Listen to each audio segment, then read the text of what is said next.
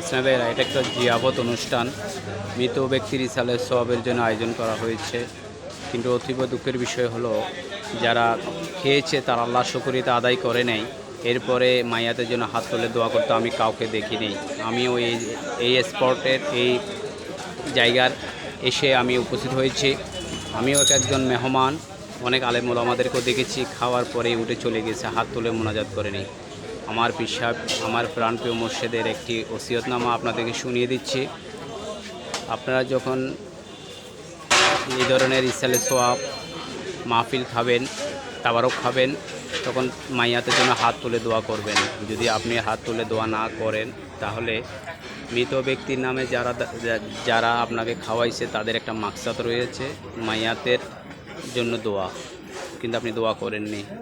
তখন বলবে যে আপনি আমার বাবার জিয়াপতের যে খানাটা আপনাদের খাওয়ানো হয়েছিল সেটা ফেরত দিয়ে দেন, যেহেতু আপনি দোয়া করেননি। তখন আপনি আপনি দেওয়ার মতো আপনার কিছু থাকবে না, তখন আপনার থেকে নেকি কেড়ে নেবে। পিসনা বেরা এই ধরনের দাওয়াত, এই ধরনের অনুষ্ঠান করাটাও হলো শরীয়সম্মত, খাওয়াটা শরীয়সম্মত, কিন্তু আপনার একটি ভুলের কারণে এই খাওয়াটা শরীয়তের বহির্ভূত হয়ে যাচ্ছে। যেহেতু আপনি এটা খাওয়াতে শুরুতেই আপনি বিসমিল্লাহ বলেন নেই, এরপর খাওয়ার শেষে আল্লাহ শুকরিয়া আদায় করেননি, মাইয়াতের জন্য আপনি দোয়া করেননি। পিসনা বেরা, আমাদের মধ্যে যে ভুল ত্রুটি রয়েছে আমরা সংশোধন হব ইনশাল্লাহ।